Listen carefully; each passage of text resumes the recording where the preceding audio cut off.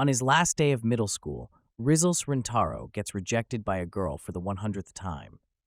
Bummed out, he heads to a shrine and prays desperately for a girlfriend. Then, out of nowhere, a god appears and tells him that in high school, he's going to meet not one, but 100 soulmates who will all fall head over heels for him. Fast forward to his first day of high school, Rintaro accidentally bumps into two girls, Hikari Hanazono and Karane Inda. They're somehow both his soulmates and instantly start competing for his attention. Back at the shrine, the god pops up again and explains that usually a person only has one soulmate, if any, but because of a mix-up with the paperwork, Rintaro ended up with 100. Now, with Hikari and Karane both being his soulmates, Rintaro finds himself in a tricky spot because he can't just pick one. Plus, if he doesn't get into a relationship with any of his soulmates, they'll die. For a moment, Rintaro thinks about secretly dating both girls, but he quickly dismisses the idea. Instead, he comes up with a bold plan and asks both Hikari and Karane to be his girlfriends at the same time. Surprisingly, they both agree. When Hikari and Karane find out that Rintaro has never kissed a girl before, they both make it their mission to be his first kiss. To be fair to both of them, Rintaro comes up with this complicated game where he can kiss them both, but no one will know who got the first kiss. They try it out several times, but something always goes wrong. At one point, Rintaro gets so desperate that he thinks about giving his first kiss to the flirty vice principal. But before that can happen, Hikari and Karane step in, each insisting the other should have it. In the end, they all agree on having a three-way kiss to settle things once and for all. Then, Rintaro meets his third soulmate, Shizuka Yoshimoto, who's super shy and only communicates by pointing to words in a book. She lends Rintaro her favorite book, and they really bond over it. Later on, Rintaro suggests Shizuka install a text-to-speech app on her phone. He sends her a file with the entire text of the book so she can talk without looking away from people. Shizuka figures out that since the book wasn't available as an ebook, Rintaro must have typed the whole thing out himself. How sweet is that? After that, Rintaro talks to Hikari and Karane about letting Shizuka be his third girlfriend. He promises that if he can't be a good boyfriend to all of them, he'll commit seppuku. To help Shizuka feel more comfortable in the group, Rintaro suggests a game of Old Maid, with a fun twist. The loser gets tickled by the winner. Rintaro wins the first 3 rounds, making a different girl lose each time. When Shizuka finally wins the 4th round, she just gently pokes Rintaro instead of tickling him. Noticing Karane's tension, Rintaro steps out to give the girls some space to talk things over. Karane reassures Shizuka that she's just as loved by Rintaro as the rest of them and doesn't need to hold back. When Rintaro comes back, Shizuka decides she's ready for a kiss with him. Rintaro meets his 4th soulmate, Nano AI, who's not only beautiful but also the school's top student. Because of her super intelligent and emotionless personality, there are even rumors that she might be a robot. At first, Nano isn't interested in Rintaro at all and keeps turning him down, thinking he's not worth her time. But that night, she can't stop thinking about him. The next day, Rintaro asks her out on a date to prove himself, and they go to an amusement park. Nano is completely puzzled by the attractions and feels like she didn't get anything out of the date. But Rintaro shows her the photos he took during their outing and almost burns them to prove a point. Seeing this, Nano breaks down in tears and realizes she did gain something from the experience. She then asks Rintaro out, and he accepts, sealing it with a surprise kiss. When Rintaro introduces Nano to his other girlfriends, they feel a bit jealous that he went on a date with Nano, something they haven't done yet. So, Hikari suggests they all go to an indoor water park together. On Hikari's suggestion, Rintaro and the girls hit up an indoor water park. Karane wraps herself in a towel and claims she's feeling chilly, while Shizuka gets caught in a whirlpool because she can't swim. Meanwhile, Rintaro passes out from a nosebleed after accidentally fondling Nano and Hikari's chests. Since they can't do mouth-to-mouth resuscitation, Hikari and Nano rush off to find a male lifeguard, but end up getting harassed by 3 guests. Rintaro wakes up when Karane tells him what's happening, and the creeps leave in disgust after Hikari and Nano kiss him. Rintaro then saves Shizuka from the whirlpool and figures out that Kurane isn't actually cold. She's just embarrassed about her figure. With a swift move, he pulls off her robe, revealing a white bikini that she looks amazing in. To show he's not just being nice, he hugs her tightly, and she realizes his heart is racing even faster than hers. With everyone back together, they can finally enjoy their pool date for real. So fast forwarding, Rintaro meets this girl who he thinks might be his fifth soulmate, but he doesn't get a chance to talk to her at first. He goes back to the same place the next day and finds her in the chemistry lab. Her name is Kusuri Yakusen. She gives him a flask of tea and starts showing off all these crazy drugs she's invented. Then, she drops a bombshell. She spiked his tea with a love potion because she fell for him the moment she saw him.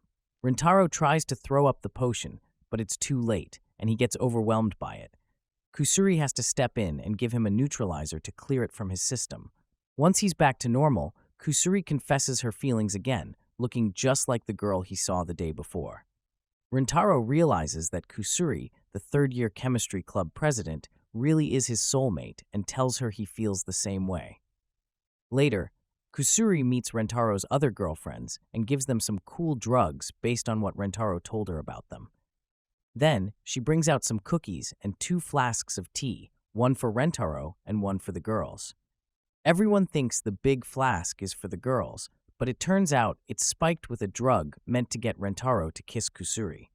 By the time they realize the mix-up, it's already too late.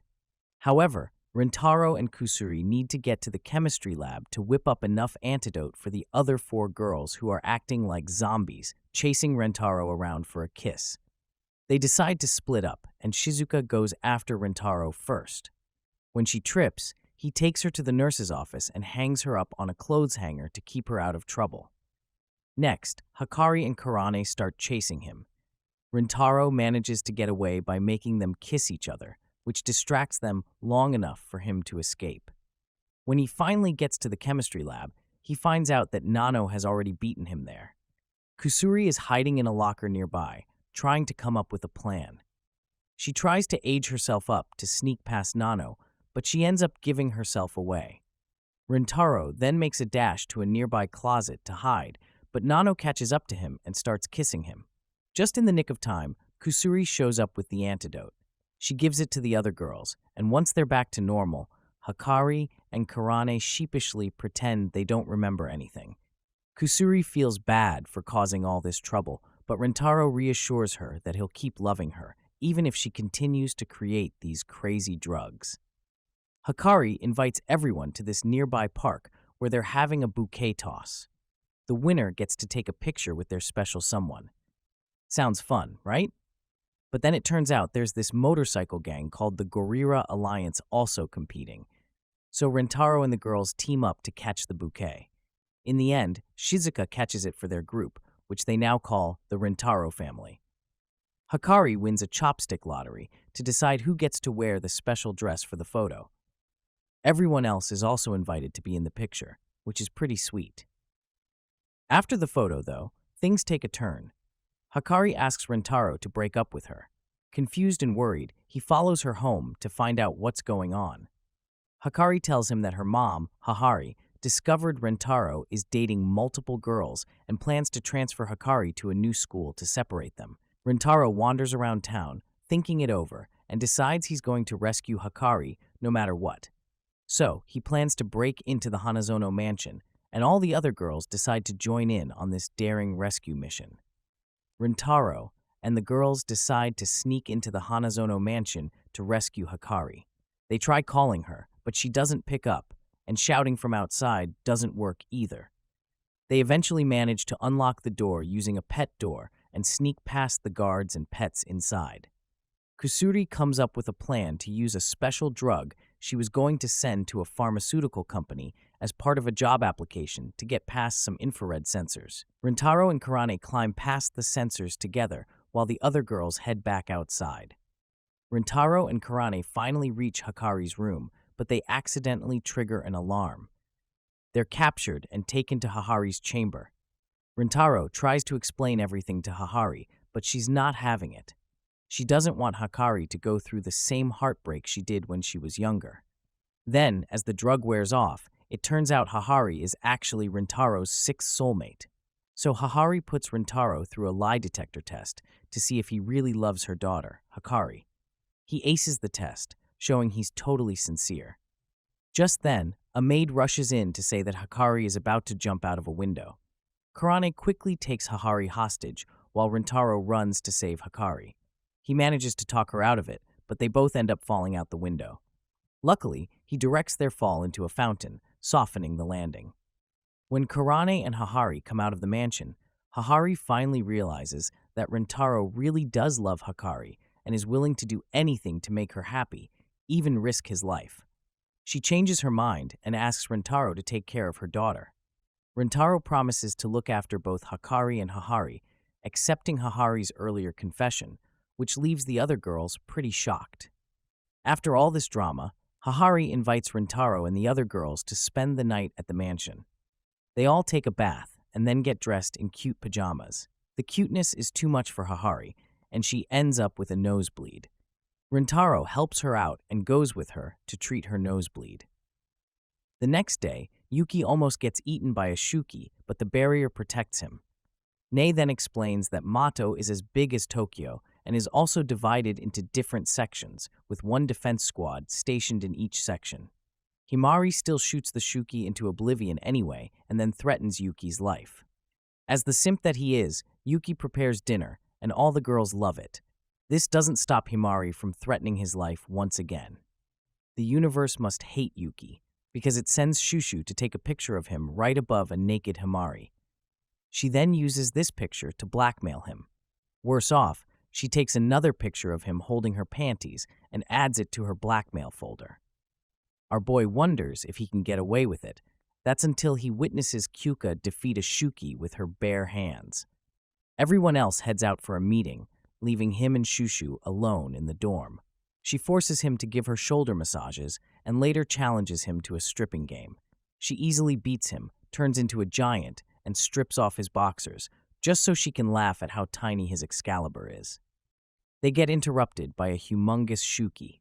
Shushu quickly matches its size and kicks the hell out of it. She doesn't have time to relax before she gets slammed by another giant Shuki. She tries to fight it off, but the beast is too strong. In a bid to transform,